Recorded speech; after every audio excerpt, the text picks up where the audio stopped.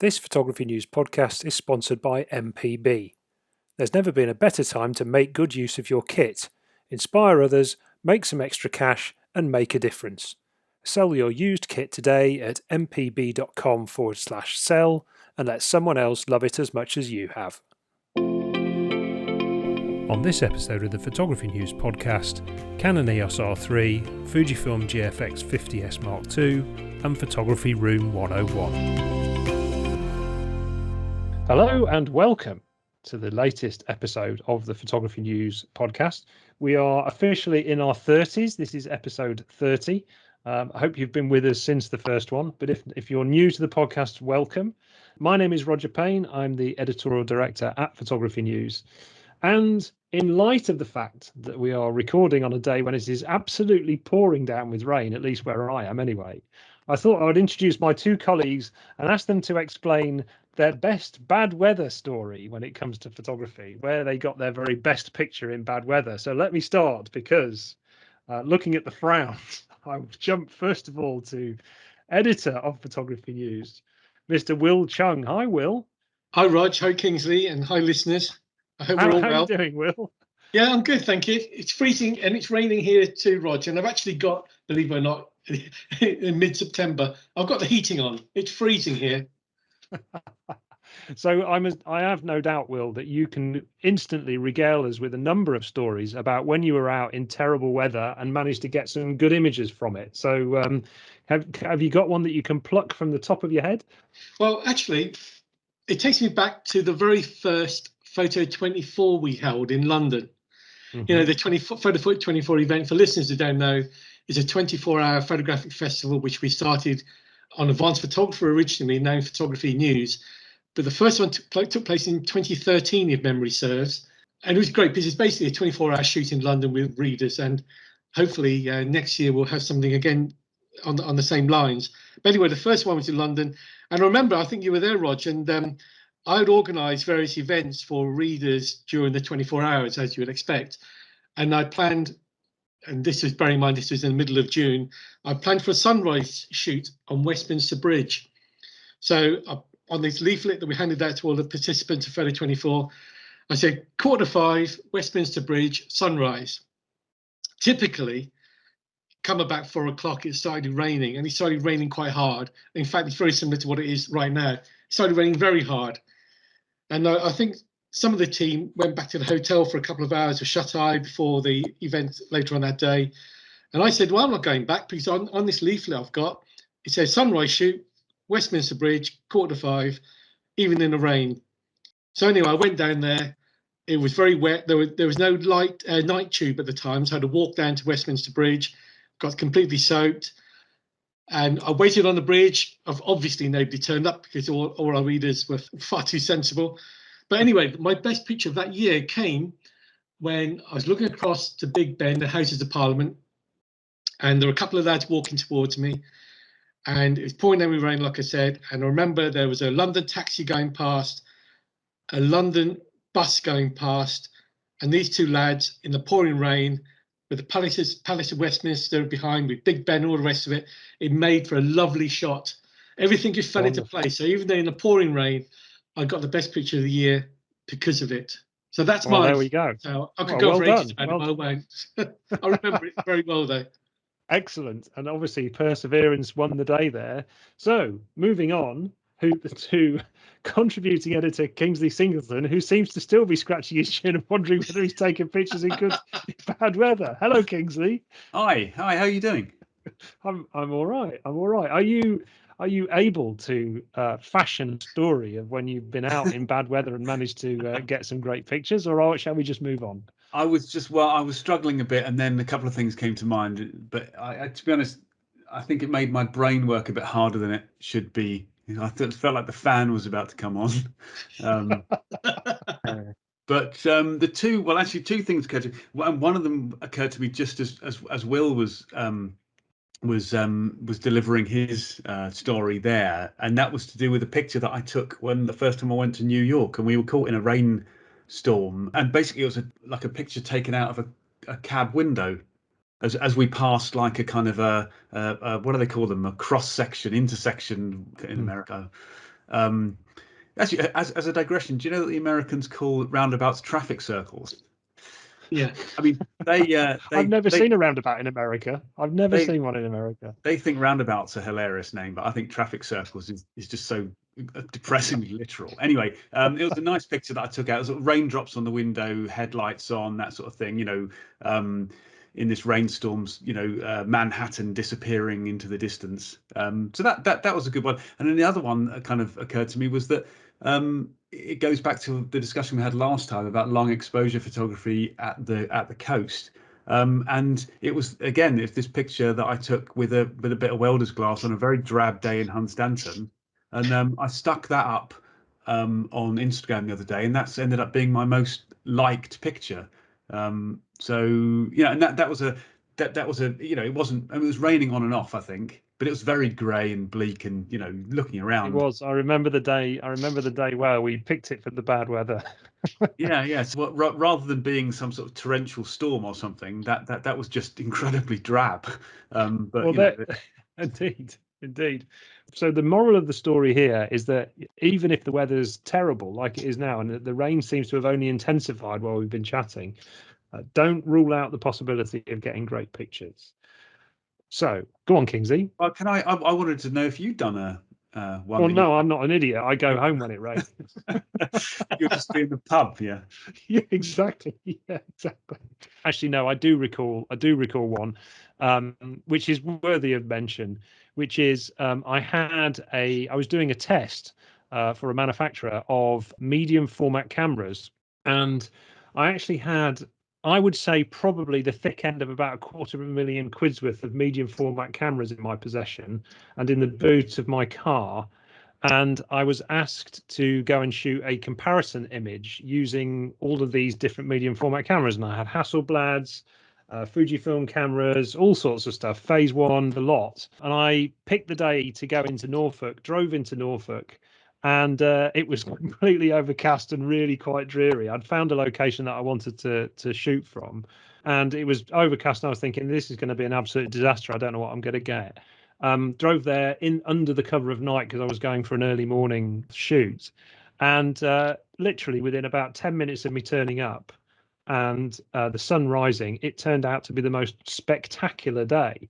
And I don't know if any of you know the White Horse in Brancaster. Yeah. I went there afterwards for breakfast and sat out on the veranda, and it was just absolutely blue sky, beautiful. So the photographic gods were definitely shining on me that day. Anyway, moving on, blimey, we've got a load to get through in this latest podcast, so we need to move on apace. So, gentlemen, why don't we discuss quickly what we have been photographing recently? I will actually kick this off because it's unusual for me to have actually gone out and done that much photography of late because I've been moving house. But amazingly, I listened to some advice from Will on the last podcast, and I went out and bought myself a lens converter to shoot with legacy lenses on my Fujifilm XE4. I think I mentioned last time round that I'd found a little woodland on my dog walk in my new area where I'm living now. And so as part of moving house, I'd unearthed some old Canon FD lenses. And I thought, right, well, there we go. So as Will had instructed, I went on to a well-known online retail shopping site. And within a day, I had a £25 lens converter, which I stuck on, and away we go. And it's been good fun. Bit of manual focusing, manual exposure, all rather pleasant, really. And have you found the kind of what I suppose people would call the mirrorless benefit to that, insofar as you can expose perhaps a little bit easier through live view and stuff like that? Definitely that. I mean, what I have realized is obviously, you very quickly realize how much better a modern camera is. When you have to manually focus and change the aperture manually and all this sort of stuff, and obviously manually expose stuff, it does add an extra layer of processing to the whole picture taking thing. But no, it's quite fun, and I've discovered that my 50mm f1.8 Canon FD lens is actually still quite sharp compared, for the considering how old it is. I also have a Sigma 75 to 300mm APO lens, which is an old one. You might remember them with the sort of matte finish on the lens barrel, and that's got a rather spectacular growth of some sort of fungal thing inside it, which is actually adding to the aesthetic of the images it's producing rather nicely. Well, yeah, people pay good money for stuff like that. People download Yeah. packs full of stuff to make it look like they're shooting through a fungusy lens. So yeah. Yeah, indeed. So yeah, so it's all been for a few quid. It's all been in quite a lot of fun, and I might get bored of it, but hey, it's been quite entertaining. But enough about me. Will, what have you been doing? You've been on travels again, I believe. I've been lucky enough to get around a little bit, which has been rather fun. I had a meeting the other day in Brighton with the sponsors of the pod, actually, MPB, who are based there. I had a meeting with them and a nice lunch, but I decided to stay overnight so I could take some pictures of Brighton's piers. I mean, I've got a pier project, as many listeners might know, but I haven't really done much on the West Pier, which is the one which is all derelict, because my project is about working piers. But I spent a very nice few hours there, actually. The light wasn't great in the evening, but I carried on photographing into the night, and then got up relatively early the following day, got some pictures in the morning. So that was rather fun. So I got some nice stuff from Brighton Pier, West Pier, I hope. And also, I mentioned in my column in the issue, which is out next week, and we're talking now in the middle of September. So 92 is a mention of this particular thing. But I was talking about dragonflies in that column because these, these beautiful beasts, I've never tried photographing them in flight before. But I thought, what the hell, I would try photographing them in flight. So I've been shooting a lot of pictures of bits of sky and bits of water and bits of reed, free of any dragonfly. But I've managed to get a few shots as well. So I've been to two things, Rog: a bit of scenic and a bit of action photography, actually, but with insects. So with the dragonflies, Will, I mean that is a pretty stiff challenge, I would imagine. Are you manually focusing, or are you leaving the focus to the camera to try and capture them? To be fair, I'm experimenting, Rog, and doing a bit of both. And sometimes I use AF, and the camera nearly gets it, and then I tweak it manually. Other times I've gone completely manual, and other times I've gone completely auto. Now, just to explain, the things with dragonflies, some of them just don't stop. I mean, they whiz around the whole time, and they're amazing flyers. You ever watch them? They're incredible flyers. Some will land on leaves, some will land on fences, and some will hover.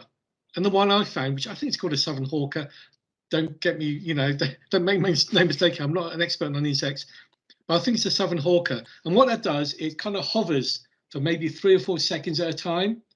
Right. So what you try and do is, I mean, what I've been doing in the local nature reserve is standing there, not in camouflage or anything, just standing in a green coloured shirt more often not, so I kind of blend into the background, I hope.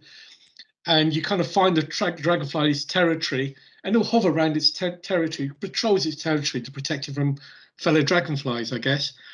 And you kind of get an idea where it's going to stop and hover. And as soon as you stop and hover, obviously I've got a long lens on the camera, I pick it up and I try and get the focusing point or the focusing zone on the bug. Sometimes it locks on, sometimes it simply doesn't. And then, of course, when you get some of the lock, you focus, you just rattle off as many frames as you can. And literally, these things only hover for a matter of seconds. Even if you go early in the morning, they don't hang around for long. But I've got a few shots. I came back the other day after an hour. I did 800 frames in an hour. I mean, that's quite a lot of pictures in an hour, of which... How many were sharp? Well, remarkably, I would say maybe 200 were sharp. Wow. Which is actually quite a good hit rate. I'm not saying, by the way, these pictures are any good or award winners, but there is a degree of sharpness in those pictures, which I was quite pleased with. I was going to say sharp on the background. Like not.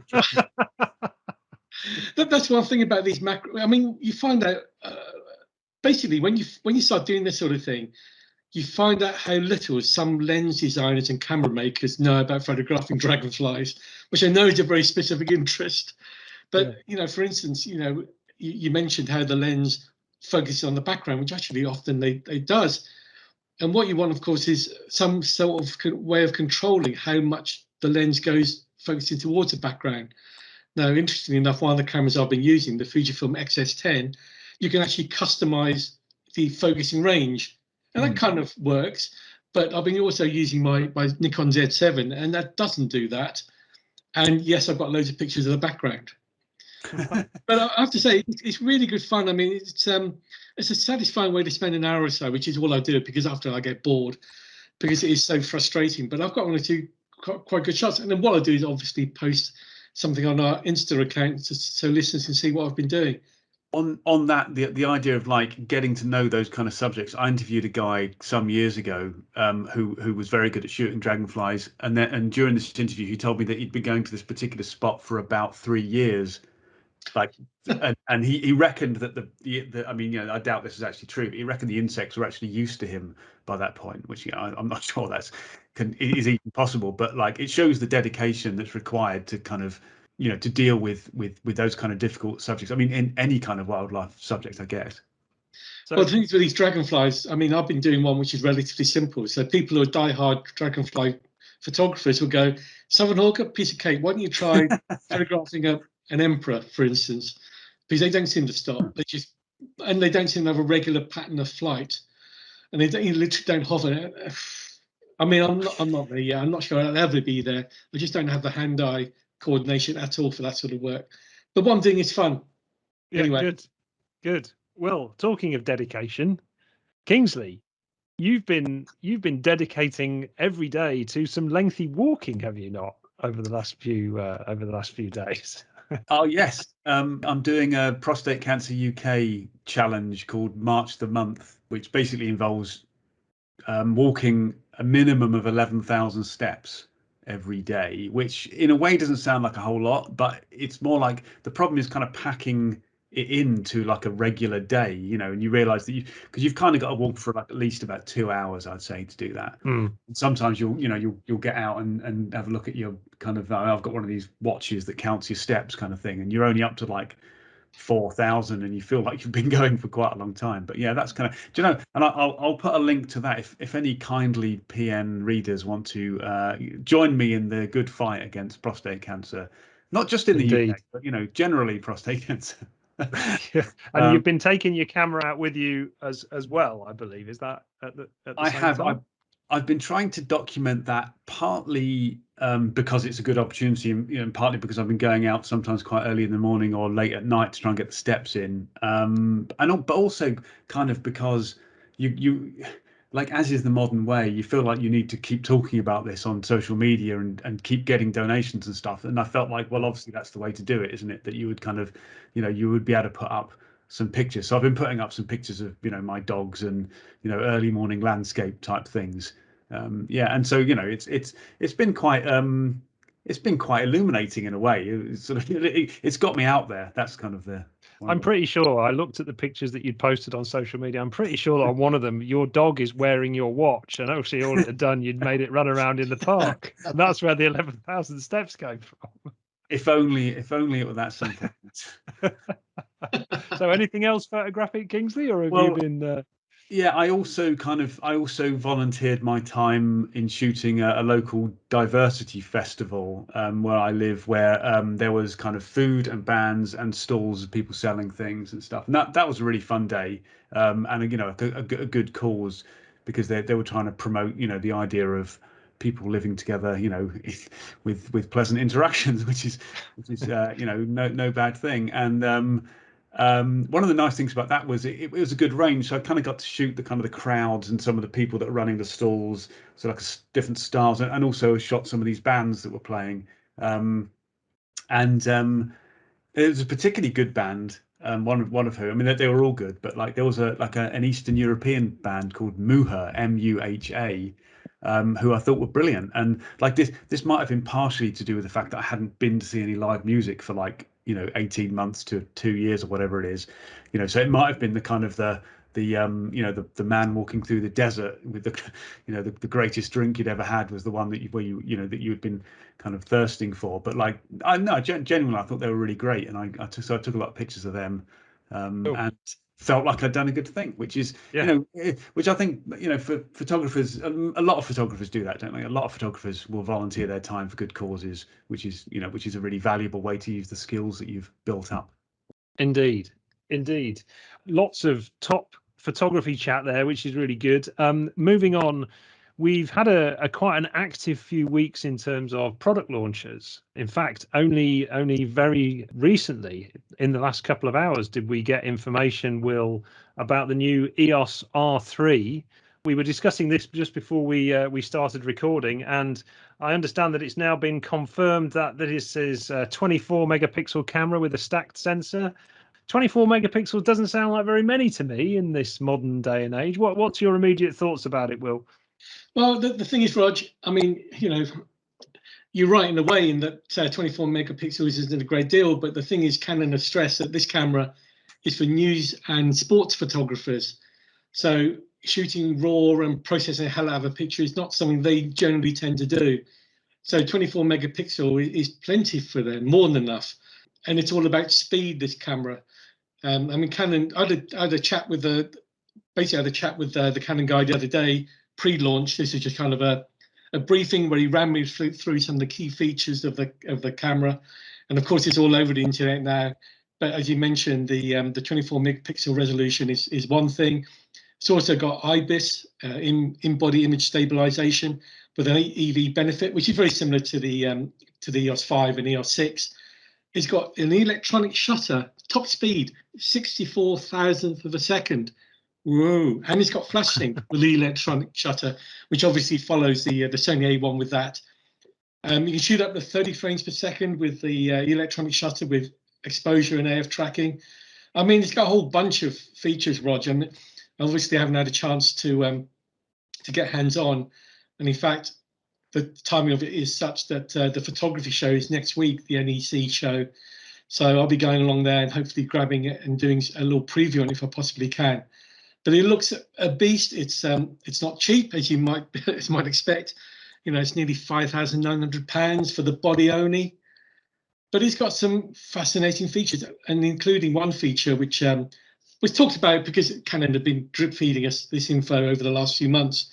But it talked about this eye detect autofocusing, and that looks interesting. And interesting in that it doesn't, as some people thought it might do, when you look through the camera lens, once you've calibrated it and you put your eye to the viewfinder, people thought the focus point would move as your eye moved around the viewfinder. Well, it kind of does that, but it kind of doesn't. What it seems to do is when you look through the camera viewfinder, what the system does with your eye, it acquires a subject. So the example they used was two motorbikes racing side by side.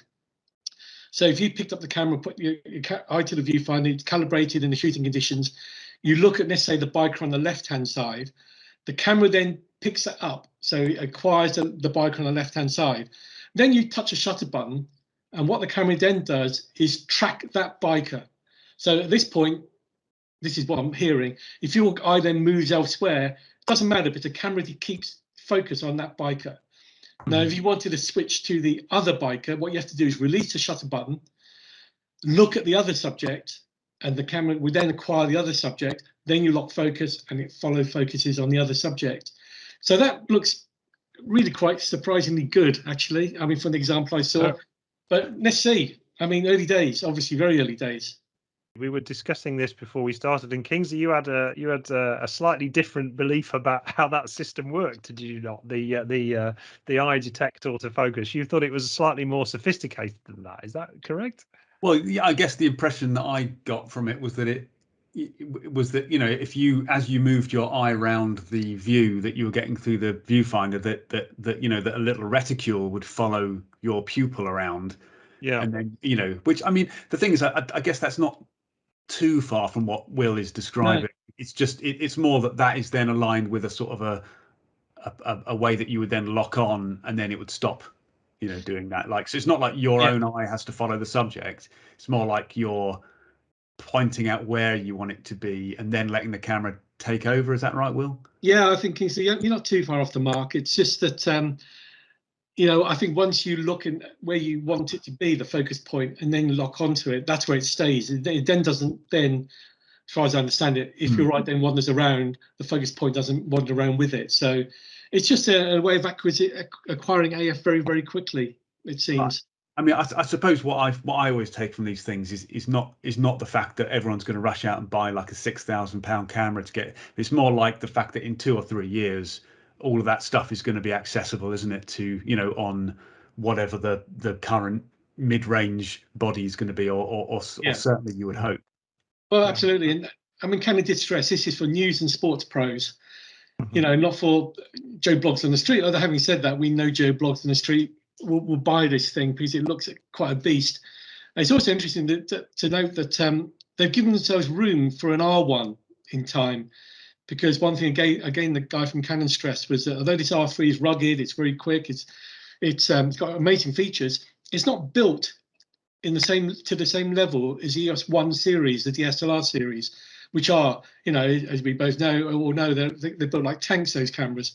So maybe we'll see an R1 in due course with all these features, but also then, really, really solidly built. But I think for people, the photographers who could be using this sort of kit, who are using EOS 1 right now, they can migrate to the mirrorless R3 very smoothly, because they've designed it so that, the whole thing, all the controls are mirrored. So, if the shutter button and the focus lever is on the EOS 1 is in a certain position, it's in the same position on the R3. They've even got some sort of optical viewfinder simulation mode, so that if you're so used to using mirrors, looking for a mirrorless camera is very weird. That they've got this feature, but how that works, I have no idea. Interesting. But you're going to be you're going to be getting hands-on with that camera at the photography show, as you say, in the next week or so, and you'll be putting that some comments up on online, and no doubt in the next issue of the magazine. So the best place to go for all of that, as and when it lands, is the Photography News website, which is photographynews.co.uk. Now, also, while we're still talking about new launches, similarly reasonably pricey for some, but actually a lot cheaper than the EOS R3, is Fujifilm announced the new medium format GFX 50S2. And Will, you were lucky enough to go and get hands-on with that down at the launch in London, and believe that you spoke to a member of the Fujifilm team about it. Yeah, it was a really strange experience, because it's the first time for 18 months I've been on public transport. So yes, we got invited to London to the Fujifilm House of Photography, and I met the marketing manager of electronic imaging, group marketing manager, I think it's called now, Andreas Geordie Hades. And Andreas walked us through the camera, and then I got a half hour with it around Covent Garden and Chinatown using the thing. And it was a final production model, which is even better, because sometimes you get pre-production models which are all very buggy and fall over all the time. So the example I used of the GFX 50S2 was a final production model with the kit zoom they're going to sell with it, the 35 to 70 zoom. And the thing is, as you mentioned, Rog, it's still a great deal of money. It's £3,900. That's with that particular kit lens. But in medium format photography terms, that is a bargain, absolute bargain. Because think back 5-6 years before the Fujifilm GFX system came along, medium format cameras were 5 figures. They were a lot of money, with the odd exception, but they were very, very expensive. Now you can buy medium format for a body only £3,500, with a lens £3,900, and with full frame cameras coming out, for instance, like the R3, like the Sony A1, which are in excess of 5K for the body. Obviously, different beasts for different markets, and all that sort of thing. But for that sort of money, to go medium format for that money, I think staggering. And I have to say, I enjoy using this particular camera. It's very similar. Well, I say very similar to the same body as the GFX 100S, a camera I tested earlier this year, which I thought very highly of. The camera body itself is not much bigger than a full frame SLR, and it handles wonderfully. So, sorry, Roger, it was a very long answer to your very short question, but I did have a great time with this camera. And this was amongst other products the Fujifilm launched at the time as well, including the XT30 and 2 X series lenses. But to go around Chinatown with a camera after basically 18 months of lockdown was wonderful. Good. And of course, you did manage to record a little bit of your conversation that you had with Andreas. So here we go, a little bit of bonus footage for everybody to listen to. This is what Andreas had to say about the new launch. After 18 months of lockdown, we now have the first face-to-face product briefing For the last 18 months, when manufacturers have launched products, I've been working on Zoom and working remotely. It's very difficult. So I know it's great to be here in person at the Fujifilm House of Photography in central London. I'm sitting here with Andreas Georgiadis, the Group Marketing Manager of Fujifilm UK Imaging Solutions. And it's just shown me this wonderful new product. Now, I'm very excited. Now, regular listeners and readers of the magazine will know I actually am a medium format user. I have a Fujifilm GFX 50R myself. I've actually paid good money for one. And now, Andreas, we have this. Now, this is wonderful. Tell us a bit about it, please. Hi, Will. Hi, everyone. So we've got the GFX 50S Mark II. So we're announcing we're really, really excited about. The first thing to probably say is that we've always said our X series and GFX strategy was that we had X series for people who wanted a smaller, lighter mirrorless system, but want the versatility as well of like the large zoom lenses and things like that. But then for outright image quality, we've got the GFX range as well. So for landscape portraits, situations where you're slightly more in control, maybe on the street, not necessarily football pitches and things like that, we've got this GFX system. So the GFX 50S is the next evolution of the system.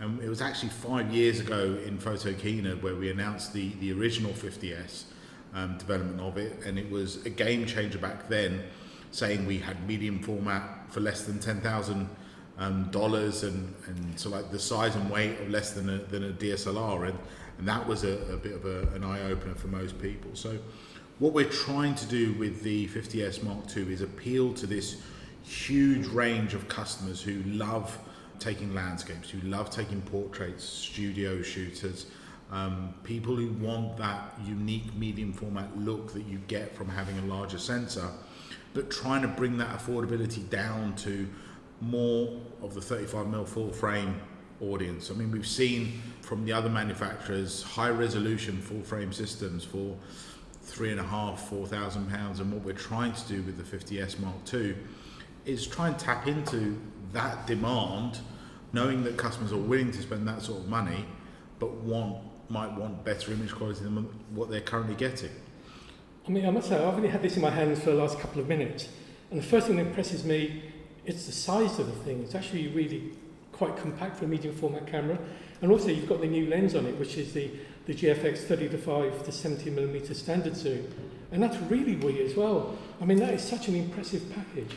Yeah, I mean, we challenge the engineers constantly, and they don't appreciate it, but we said to them originally, make a medium format camera smaller than a DSLR, and obviously the goalposts have moved 5 years on.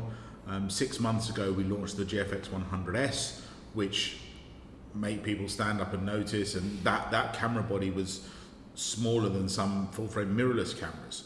So utilizing exactly the same body, exactly the same image stabilization system, but putting the 50 megapixel sensor allows us to get that price down to much more reasonable, but ergonomically exactly the same as the 100S.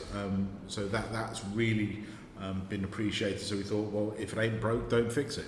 And the sensor you mentioned, the 50 megapixel sensor, is that the sensor from the existing Fujifilm cameras, the same one? Yeah, so it's the same sensor that we've used on the 50S and the 50R, but we've put it with the current X processor 4, so we basically bumped up the processing power. So things like the image quality will be very similar, if not exactly the same, but what you're actually getting now is faster autofocus because the processor is able to handle more information and things like that.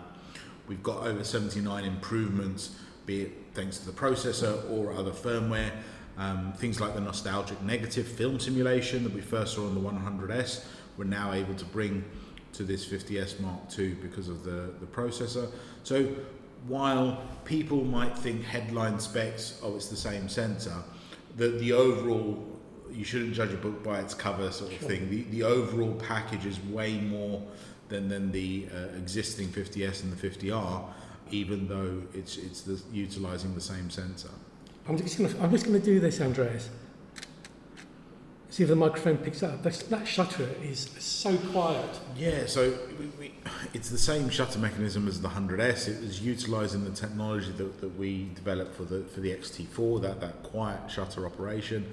And in essence, it's one of the reasons why we're able to get it into that small package. The 50S had that little humpback, and that was because the technology at the time meant that we couldn't fit everything in to the small package. So it had to have that little bit of a humpback for the battery. But the shutter mechanism's been redesigned, the IBIS system, it was all redesigned for the 100S, and it's like, well, actually let's utilize all that technology but with a 50 megapixel sensor, because not everyone wants the 100 megapixel. Rather, everyone probably wants the 100 megapixel, but everyone just doesn't need and can't justify it. Not a question of need. Yeah. I like megapixels. Now, you've done something to the focusing system as well, because AF is really, really swift on this camera. Yeah, so even though the readout of the sensor is exactly the same, by having the new processor, we're able to improve the autofocus responsiveness. So we've got a little thing called Rapid AF. It's a little function that you can switch on and off in the menu. New algorithm specifically designed for the contrast AF system. And it focuses as quick as 0.27 seconds using that 35 to 70 lens that you've got.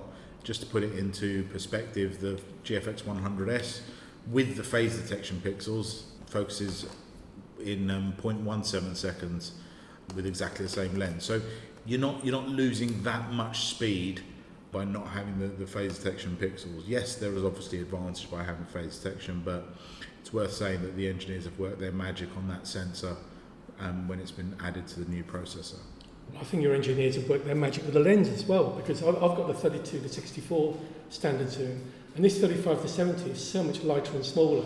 Yeah. I mean, it's incredibly light. It is incredibly light, and we said to them, we need a kit lens. We want to have a complete package that's less than £4,000. And they've designed this 35 to 70, which is equivalent to 28 to 55, so a nice, really versatile range.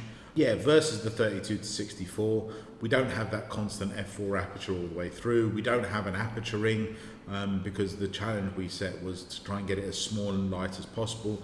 It's a collapsing zoom, so when it collapses in on itself, it's even smaller. So it's about the same size as like a 63mm, so the prime lens. It is a stunning little kit lens. Focuses very, very close throughout the whole range. Can resolve up to 100 megapixels if you put it onto a 100 megapixel body. Like all our GFX lenses, I'm going to be honest and say yes, the corner sharpness suffers slightly when you are wide open and things like that, but by the time you stop down, if you're shooting landscapes or portraits, it is a stunning lens addition to the range for $849 when it's bought by itself, and only an extra £400 when it's bought with the camera. I mean, $849 for the lens on its own. Yeah. You haven't mentioned the price of the camera yet. So what's the price of the camera? So the body only is $3,499 in the UK, and the body with the kit lens is $3,899. Both available sort of like end of September time.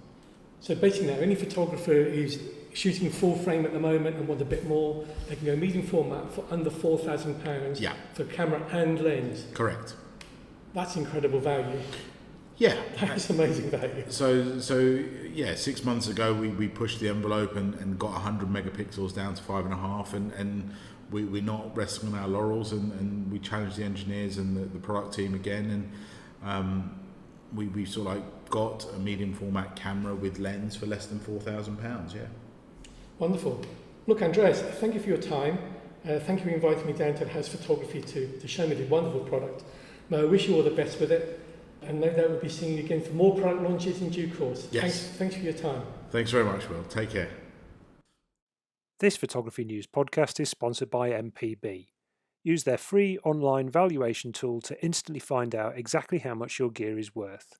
Get super fast payments straight into your bank account, and if you change your mind at any point up until you get paid, they'll ship it back for free.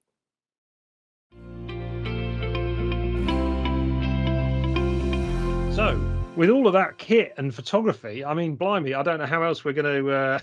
I don't know how we're going to follow that, but we've come up with a little idea about something that we wanted to talk about this time round, which may be a little bit controversial, maybe something that gets people's tongues wagging and gets people writing into us. If you do want to get in touch with us, the best way to do that is on podcast@photographynews.co.uk. We love getting emails from you all. So what we thought we'd do is open the Photography Room 101. Now, for anybody who isn't familiar with this concept, the idea is that each one of us is going to nominate a couple of photographic related things that is a particular pet peeve of ours, and then we will give our reasons as to why we dislike or are annoyed by that particular thing, and then we will decide whether or not it should be put into the room 101 to be sealed forever and never see the light of day again. So we had a little chuckle about this as we kicked these ideas around before we started. So I'm going to come to you, Kingsley, to get us started in terms of, would you like to nominate a couple of items to put into your Photography Room 101? Am I nominating both at the same time? Why not? Shall we do that? Okay. Well, yeah. I'll nominate fisheye lenses and Durdle door. Okay. So, would you like to take us through the reasoning behind your two nominations? Well, I think, starting with fisheye lenses, to my mind, they are just sort of fairly useless, or almost entirely useless. Certainly, I've never found any particular use for them. And in an age where we think deeply about the pressures that we put on the planet and the way that we consume things, I would argue that for the amount of resources, shipping, and other sort of energies that go into fisheye lenses, their manufacture and such, the relative output creatively is very, very low. I can think of right off the top of my head now, I can think of only one picture that I've ever taken with a fisheye lens that I like, or that I thought was, and that was a portrait of someone with his dog. And it does have a comical sort of edge to it, a distorted comical edge. But yes, I mean, basically, I just think they're rotten things and they should be removed from reality entirely. So for clarity, when we talk about, are we talking about all fisheye lenses, or are we talking about the sort of extreme circular sort of image type fisheye lens, or is everything going in here? Nah, everything. Just stick them all in. Just because you're clearly not a fan of distortion, unless in particular, and of course I suppose if we think logically about this, as a massive fan of long lenses, the fisheye is always going to be you're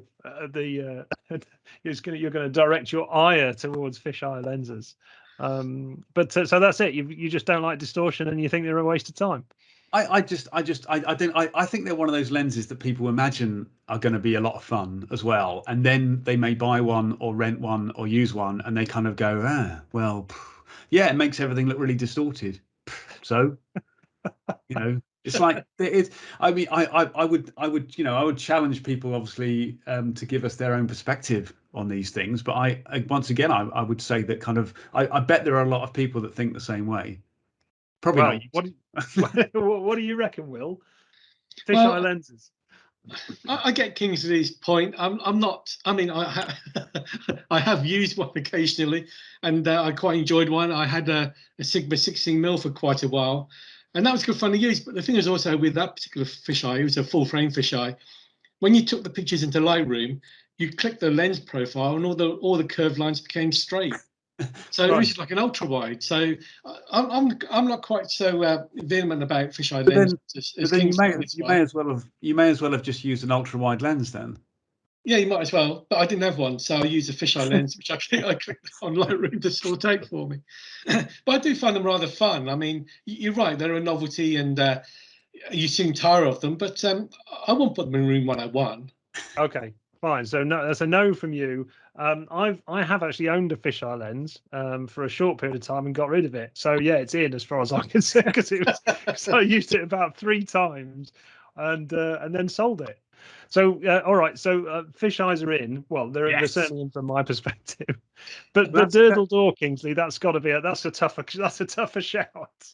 Okay, well, so I'll clarify a bit. It's not Durdle. I mean, I'm not saying that someone should go and bulldoze Durdle door, because it's a beautiful sort of landscape. It's a beautiful feature, but it's more the concept of people lining up to shoot the same thing. You know, it's the idea that if one rocks up to Durdle Door and takes a picture, that it's somehow a great landscape, because it's, you know, it's not. It's like, fine, you know, the earth created this thing, which is a beautiful thing, but I don't know, it's the conformity of it. It's I can't remember. I mean, Will went and shot this thing the other day, but it's that tree in the middle of Hadrian's Wall. It's it's Normanton Church.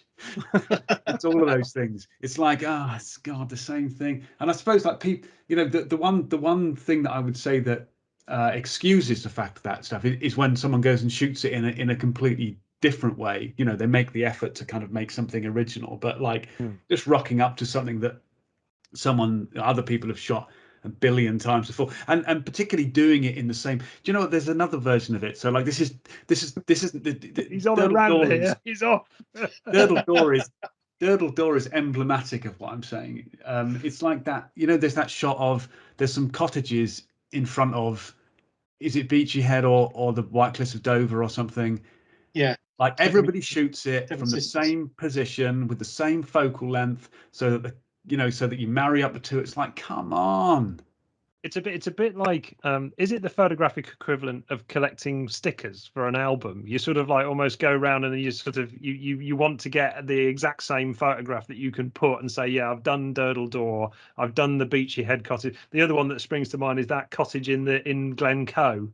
You know, the sort of white cottage in Glencoe, or a Bucaillet Moor as well. It's like everybody goes along with the stream in the foreground, and the photograph's there, like, right? Or slightly more sort of further flung. And I can't remember its name, or even if I could pronounce it, but there's a particular mountain in Iceland, like a very kind of triangular Witch's Hat mountain, and everyone takes the same picture. You know, they rock up in a Jeep, with the waterfall in front of it, and it's like, Now, Will, as a photographer, I know pretty much that you've gone along and got all these pictures, so I'm assuming that you're going to defend them to the hilt. Well, I mean, I take Kingsley's point in that a lot of places people do rock up to and they line their tripods up and photograph it. But how far do you go? I mean, just as an example, put the whole earth in. Well, exactly. That's the thing. I mean, for instance, Kingsley, you've been to Lofoten, and I went there a couple of years ago. And I remember the village there, Rainer, I think it was called, and there's a wood walkway above the village. And you get up at dawn, and there are 50, 60 photographers all lined up there with their tripods. So what you do, dump the village in room 101 as well, are you? No, I wouldn't. I dumped the photographers in room 101. And I'll tell you what I did when I was there. I did that. I got to the there. I was taking the same page, sort of took a snap and thought, no, like, I've got to try harder than this. So I ended up walking down the hill and obviously nearly breaking my neck doing it, and trying to get a different angle, on that, because it is a great collection of, background, foreground, the red roofed or red kind of walled huts and everything. But you've got, and the other thing of that bridge is that it vibrates. Like, when a car goes over it, the whole thing vibrates, and the amount of photographers on it make the whole thing shake. So anyone trying a long exposure is just like is doomed.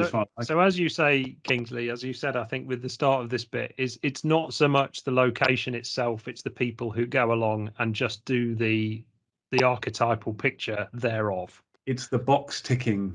Yeah, because I wouldn't say I was completely unconformist, but I'm not a kind of I've never been a joiner in. Things.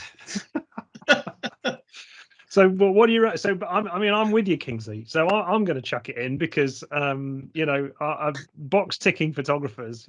I'm sure we're probably like halving our listenership in the process of doing this podcast. But yeah, if you're just going to rock up and take the same picture that everybody else has taken, then yeah, I'm totally with that. What about you, Will? Well, I mean, I don't quite agree with Kings. I know what like I said, I know what you're saying about the photographers to do that, but then I did that. I mean, I mentioned I went to Brighton the other day and photographed the West Pier. That's probably one of the most photographed piers in the UK, but I still went and did it. And right. Get in there. Get him in. But no, I mean, he's entitled to his view. That's fine. Okay. Well, all right. Well, I'm with you, Kingsley. So on fisheyes and on box ticking photographers, I'm with you. So, but just remember that when I do my presentations. I wasn't expecting this level of success, if I'm honest. I might have to start backtracking on attach a rope to Durdle Door so we can pull it out in a Well, Doodle Door itself is not going in. It's the photographers who photograph. That's right. Okay, right. Well, that's a good start. So, right, come on, Will. What about your two? Well, look, if we're talking about dumping photographers into room 101, then I would also like to dump some photographers in room 101. And I liken these people to, do you remember Douglas Adams when he wrote about Hitchhiker's Guide to the Galaxy? And in that, he had something called the B arc. And on the B arc were the people, telephone sanitizers and hairdressers that are two professions I remember being on the B arc. And it's basically this B arc was not going to go anywhere. These people weren't going to be saved. And so my equivalent of that in terms of Kingsley's photographers are photographers who call themselves photographic artists. It's the word artist, like they're photographers. Things, if they said, I'm a photographer and I produce pictures I sell as fine art, I'm fine with that. But it's when you see their business card or their website, it's John Smith or Joe Smith, photographic artist. Pretentious posers, I call them. And I love to see them on my B arc or room 101. So, any thoughts on? Oh, sorry, shall I go to the second one first? Well, before, I was going to. Before you do the second. Okay, I was just going to ask for some thoughts on that from photographic artist Kingsley Singleton. Any thoughts on that, Kingsley? I can't. No, I can't disagree with that. I don't think I can disagree with that. I think that it's a little bit highfalutin, isn't it? I guess. It's almost like up to. But Kingsley, you don't market yourself as a photographic artist, do you? No, I don't. I wouldn't like. I would never express any idea that anything that I do is even close to art. But no, I think there is a sort of there is a worrying level of kind of pomposity about it, isn't there? Right. So, are you basically saying, Will, because this is a whole separate debate, but are you effectively saying, I mean, is this the photography art discussion, or is it just the fact that you don't like the fact that people call themselves photographic artists, and it's actually you're not questioning it as an art form in itself? The latter, definitely. I don't have a problem with people selling photography as fine art. Okay, small A, I suppose, to a big A. Because to me, it's kind of more of a craft than an art, but whatever. I don't have a problem with photographic art as such. It's these people who sell themselves to take really average pictures. They con people. And this is the thing that gets me, I suppose. They con people into paying money for their pictures, which is really galling because they're really average pictures. So this is kind of the idea that you can describe yourself as a fine art photographer, but not as a photographic artist. Is that what you're saying? Yeah, I would probably go there. I mean, I'm okay with people calling themselves fine art photographers. I'm even, I'm tempted to chuck them in as well. But certainly when they call themselves photographic artists, what do a living? I'm a photographic artist. Is it allied to the idea that kind of, to appreciate these pictures, you have to read like a 1,500 word description? Right. Yes. Okay.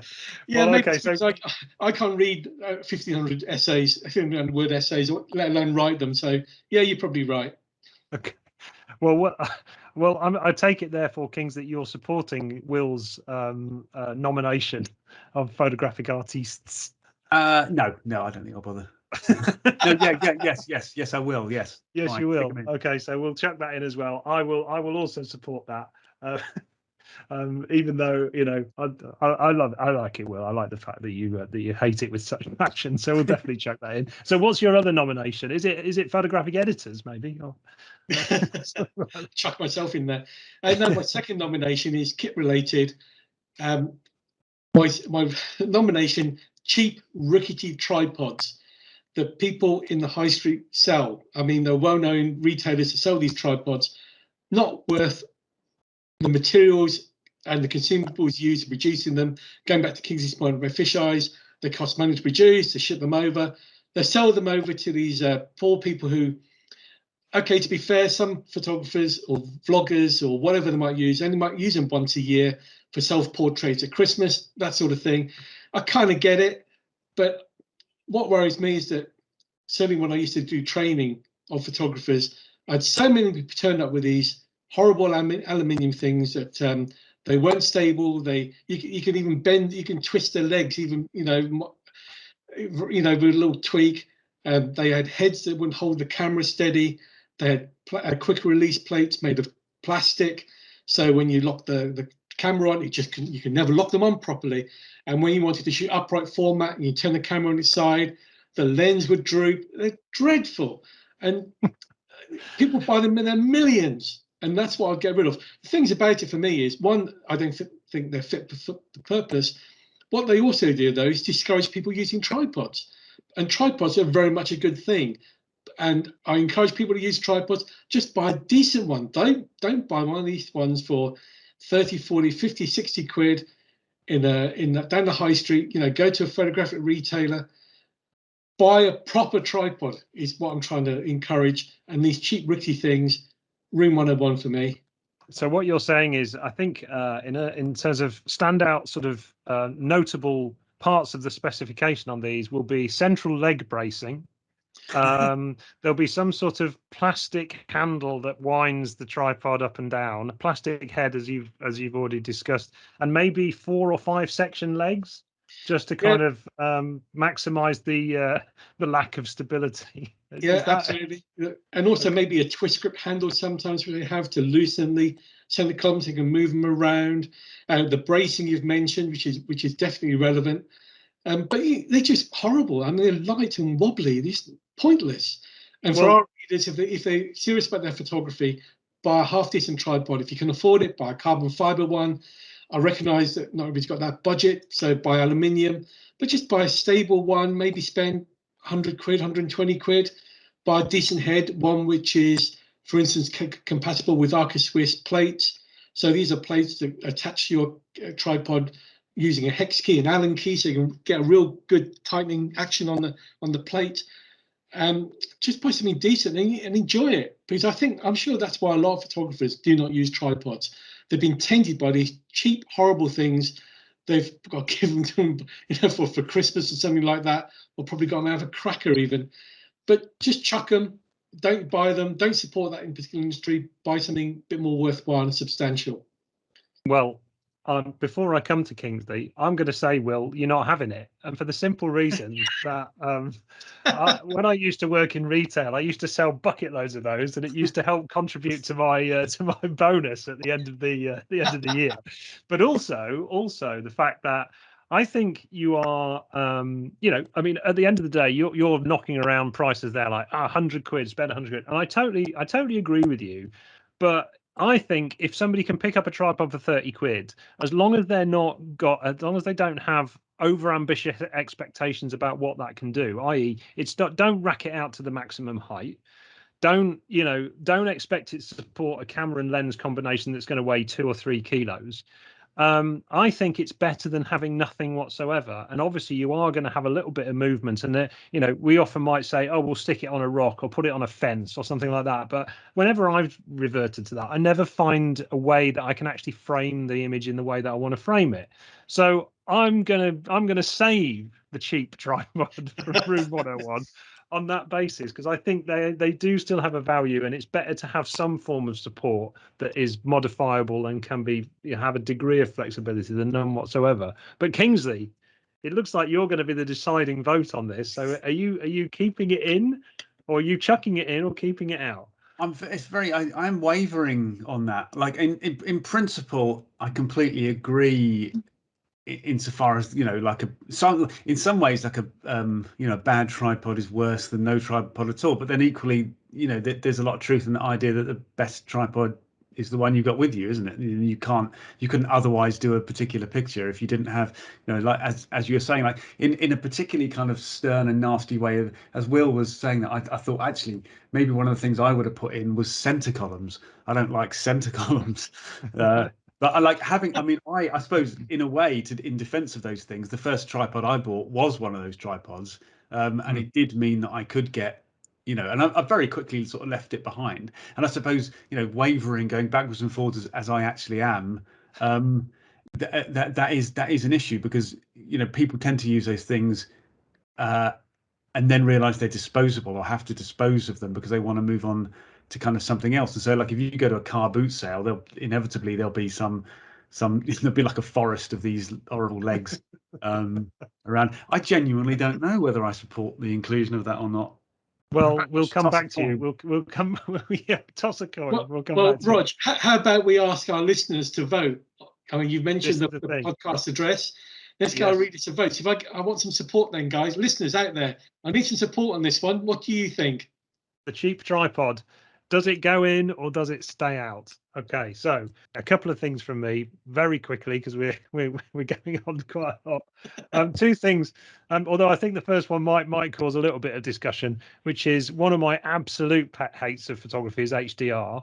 Now, what for those uninitiated in HDR is high dynamic range, and it was something that kind of started probably, I don't know, what do you reckon, Will, 10, maybe 15 years ago, where people basically started doing multiple different exposures and then sort of combining them together in various different types of software. You can do it in Photoshop and producing almost like sort of cartoon-like creations.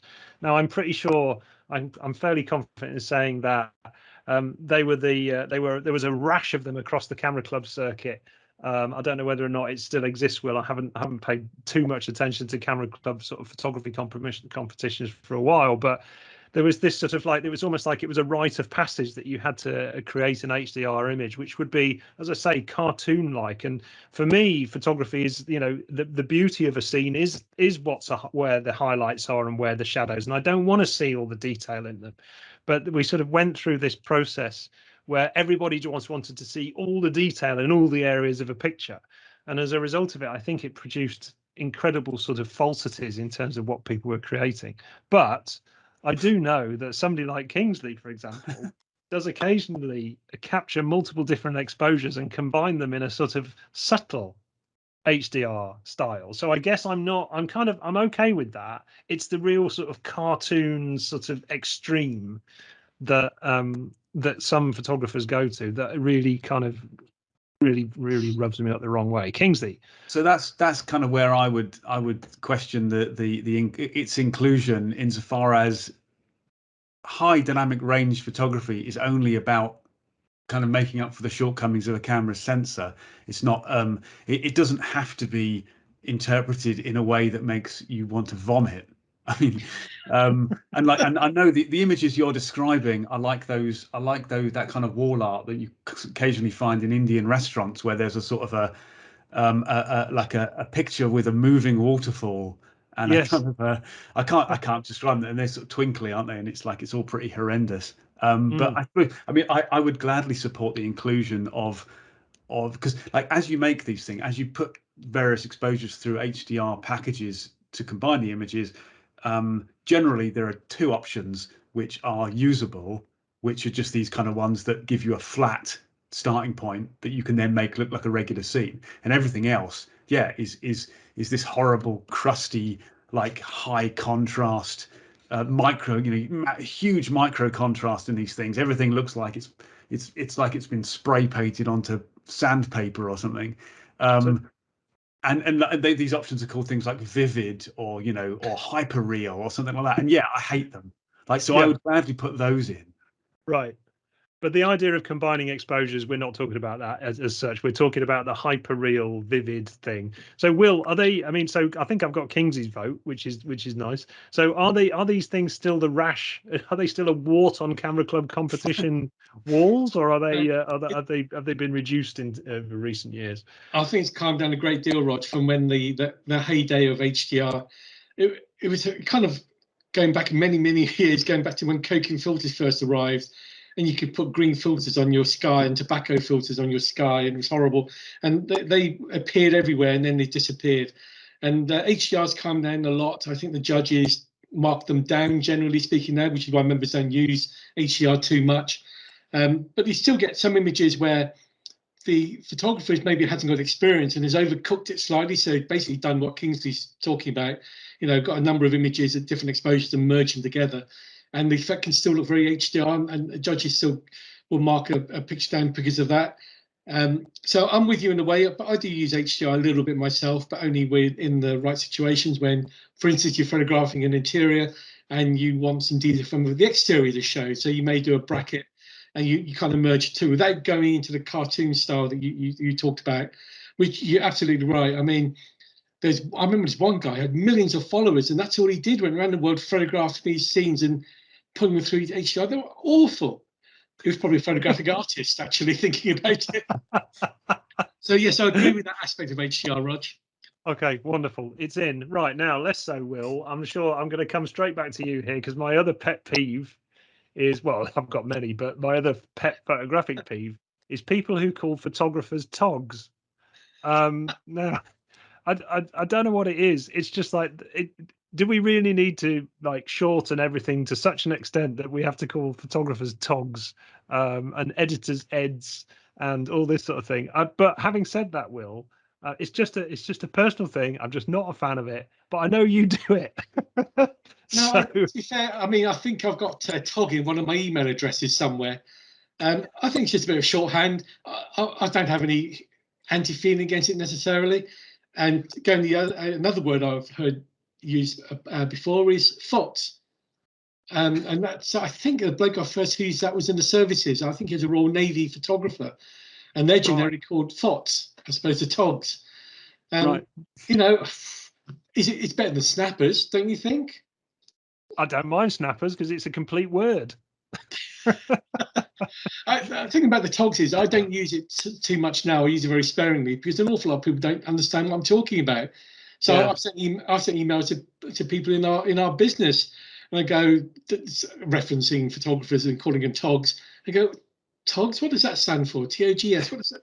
So I think I would avoid it purely because it's ambiguous and people don't understand the terminology. But is it worth Remo one? Oh, I'm neither one or the other. It's also a duvet rating, Will. A tog rating is the rating of how warm a duvet is. So how on earth does that relate to photography? So anyway, King. No, Roger, maybe we should rate photographers in the same way, have a tog rating. So 10, you're a very good snapper or a very good FOT, and 1, you shouldn't be allowed out with the camera. Right, indeed. Kingsley, togs, yes or no? It's funny. It's almost like the opposite end of the scale to photographic artiste, isn't it? It's almost like it's a throwing away of the idea of being a photographer. Maybe it's useful for people that don't want to describe themselves as a photographer because they think that sounds too worthy, or something like that. And it sort of reminds me of like, especially when Will brought up like the services stuff, like the way that people in other industries will call themselves like a chippy or a sparky or something like that, wouldn't they? Like it's a sort of a it's a sort of a removal of the artifice maybe of it. I only noticed people using it like maybe 7-8 years ago, and I didn't like it when it came out, so I guess I'll stick to that. Right, okay, good.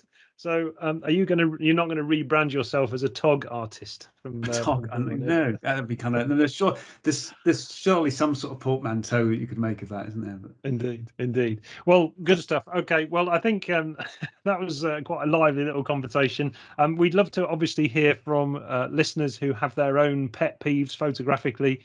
If you've got some things that you'd like to nominate to throw into our photography room 101, then please do let us know. The email address is the best way to get in touch with us, which is podcast@photographynews.co.uk.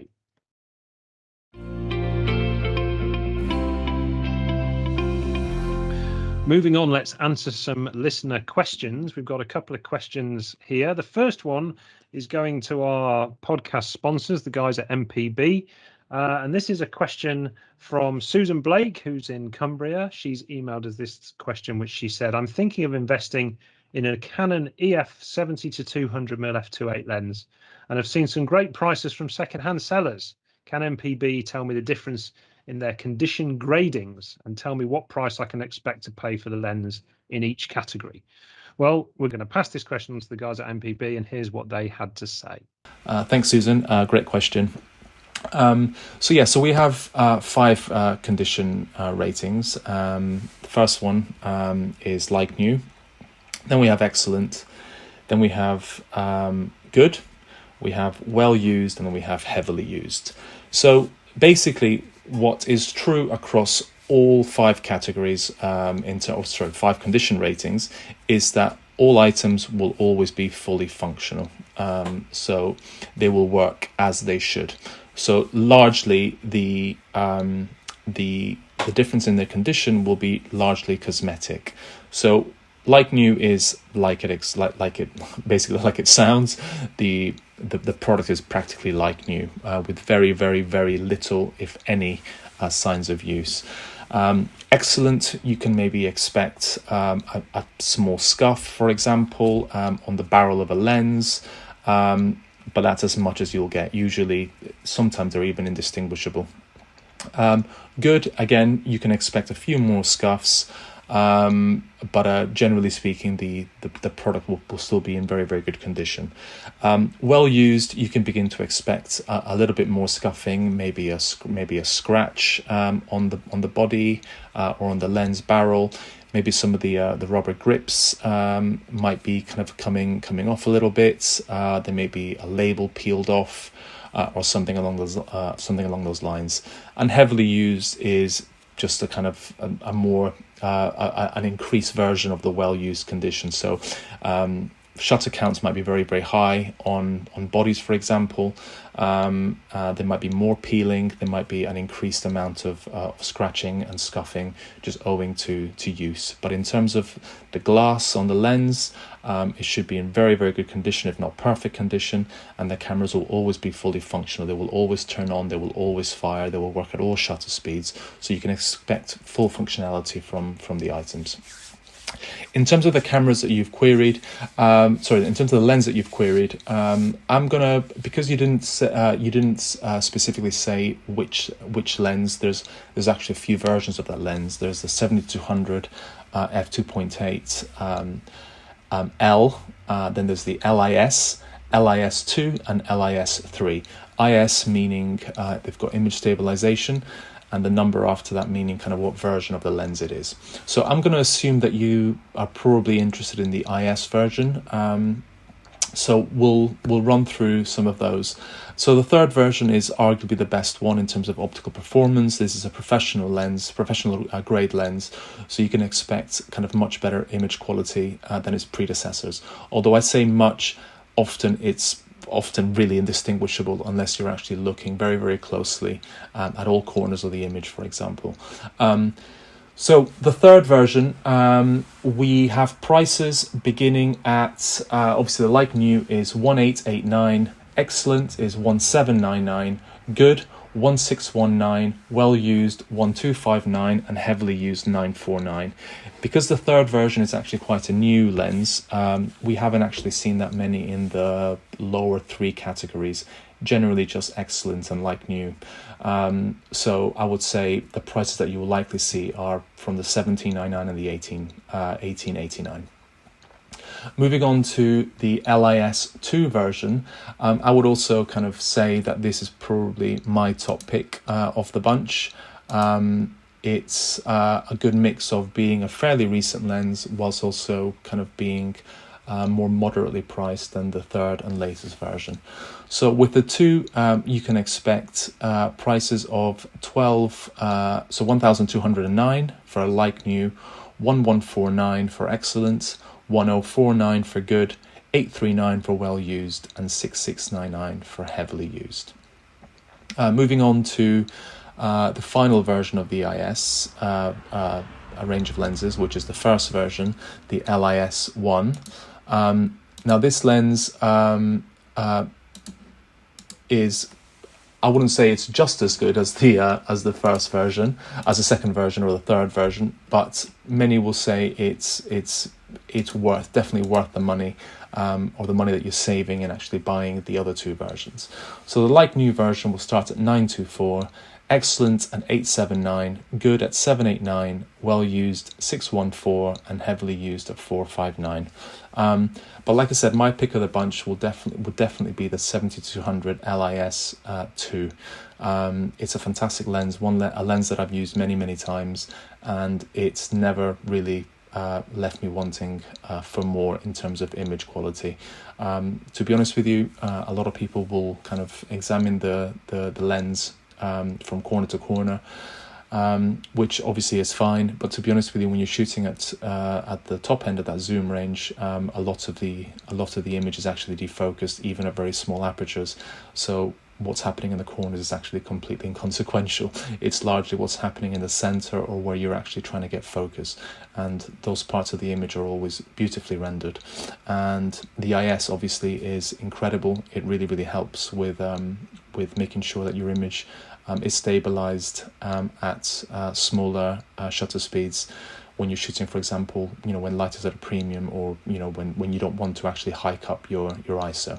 So that's my pick of the bunch, the Canon EF 7200 f2.8 LIS to USM. So hopefully, Susan, that's given you the answer you're looking for.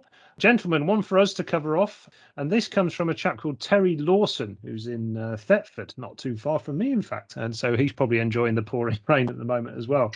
Now that the summer is almost done, well, I'd say, Terry, it's definitely done based on today. I'm turning my attention to what I can photograph indoors. Good planning. I'd like to invest in some new lights to capture portraits, still lifes and stuff like that. But do you think I should buy main studio flash or battery powered units? And do you have any specific recommendations? I don't have a huge budget, but I'm prepared to invest in the right setup. Kingsley, can you help Terry out? Mains flash or battery powered flash to start with? I guess it depends on how. I mean, battery powered flash, as long as it can be connected to the mains, that's, to me, that's the best way to go, because I would rather have that, and particularly if budget's tight, I would rather buy a unit that I could use for both. So I could use it on location, or in indoors but well away from a power supply, but that I could also just run it off the mains if I wanted to. And based on that, I have two Interfit S1 heads, and that's what they do. So they can run off either, and that's very useful. There are any number of manufacturers that do sort of similar. I know that there's like a Pixapro City 600, but for that you have to buy an adapter with it. So that adds an additional expense. Like the flash is kind of £750 or £800, I think, and then you have to spend £100 on an adapter. So that's pushing it up maybe. But yeah, I mean, that's what I'd go. I'd go for both, because then you're sort of future proof. Is it generally safe to say that battery powered units are less powerful than mains power units for the price? In terms of, so if you bought some battery powered stuff, it's probably not going to get as much punch, or is that completely nonsense? I think generally that's going to be the case, isn't it? Because I mean, sometimes battery powered stuff can be more expensive. In fact, I think it usually is, because obviously you are buying an additional cell along with it. It's such a broad field. I don't know, but I would definitely go down the idea of future proofing, because it may be that he wants to kind of, as I say, sort of shoot indoors, but have that flexibility rather than being kind of stuck within the length of an extension cord. Sure. Will, anything to add? I mean, Terry's hasn't mentioned his budget, which of course kind of makes answering the question difficult. So he said he didn't have a huge budget. So, but I mean, he might be a millionaire for all we know. In which case, he might be looking at $4 or $5 grand. Yeah, we should encourage our listeners to give us some actual figures if they possibly can. But I do take Terry's point, and Kingsley makes a perfectly valid point. I recently bought a couple of Godox AD200 Pros, which are battery powered only. But that's fine. I do product photography with them. They're very compact. I fold them away, but you can use them on lighting stands. You can use them, handheld if you're shooting in the quick moving situation. And they've got interchangeable flash heads. So one's got a speed light type head, and another one has got like a proper flash tube, which you just swap. And they were, I think I paid 320 quid each for them, roughly that sort of order. That's fine. And like I said, they're portable too. So I suppose if Terry's thinking shooting in the winter and packing away in the summer, then that suits very well. And the reason I like these particular ones also is the fact that it goes back to my photography of bugs at the moment.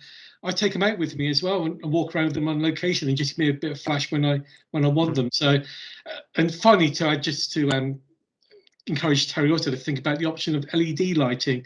I know he's asking specifically about flash. But LED lights, if budget is tight, you can buy a light with 500-600 LEDs for about 100 quid each, less than that. If you look around, there's plenty of manufacturers from China, and if you want to buy LEDs, the beauty of those, of course, you get what you see. and they're rather fun to use. They're low powered in terms of the heat output, so there's no issue there. And they're very, very useful. And like I said, I'm lit by 2 right now. Right. Really quite useful lights. Ah, excellent. Oh, I didn't realise you were lighting yourself for us, Will. That's rather grand. What are you lighting yourself up with, Kingsley? North facing window. The ultimate softener. Oh, marvelous. Well, there we go, Terry. I hope that answers your question. So we'll wrap up this probably lengthier than usual podcast with in the same way that we always wrap up a photography news podcast, and that is to get a Will's word of wisdom. So, Will, what have you got for us this time round? A very quick, simple one. Just to encourage our listeners and our readers to make sure that the camera and lenses firmware is up to date. Because if you're not up to date, you may not get the best out of your kit.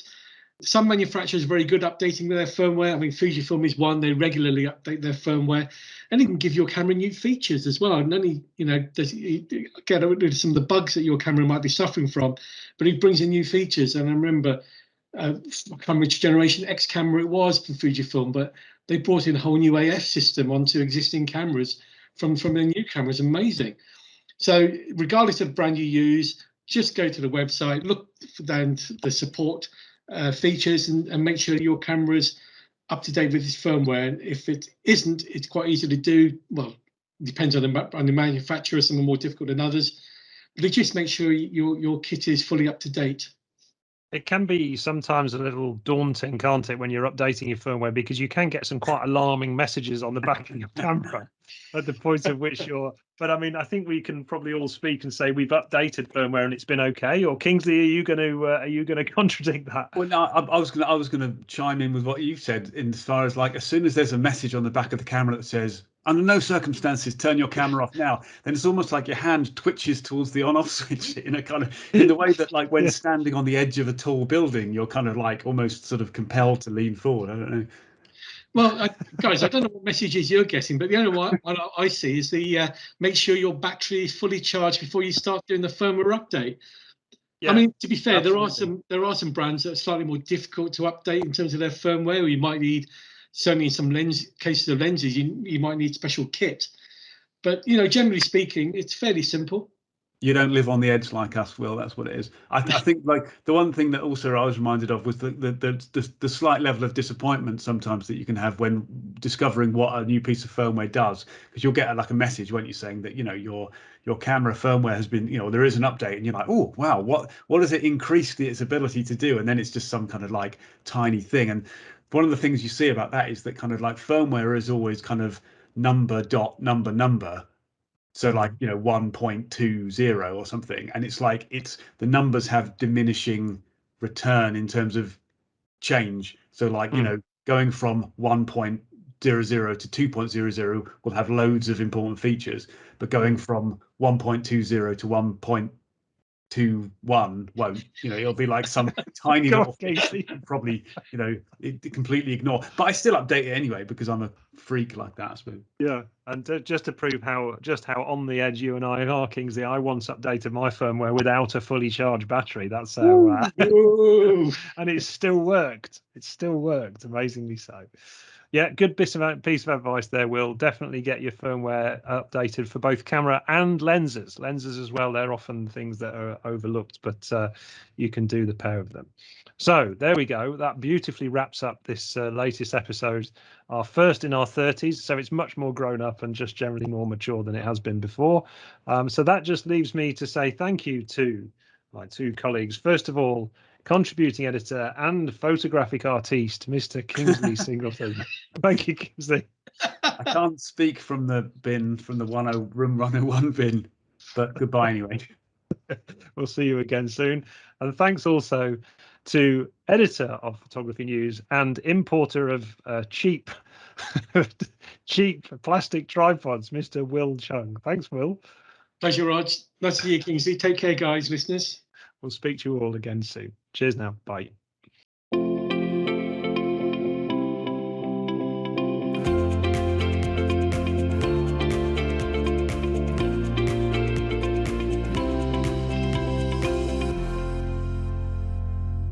This Photography News podcast is sponsored by MPB. Enjoy contact-free doorstep pickups which are safe, convenient, fully insured and completely free of charge. Plus, with 250,000 customers and 5 stars on Trustpilot, you can trust them and sleep easy.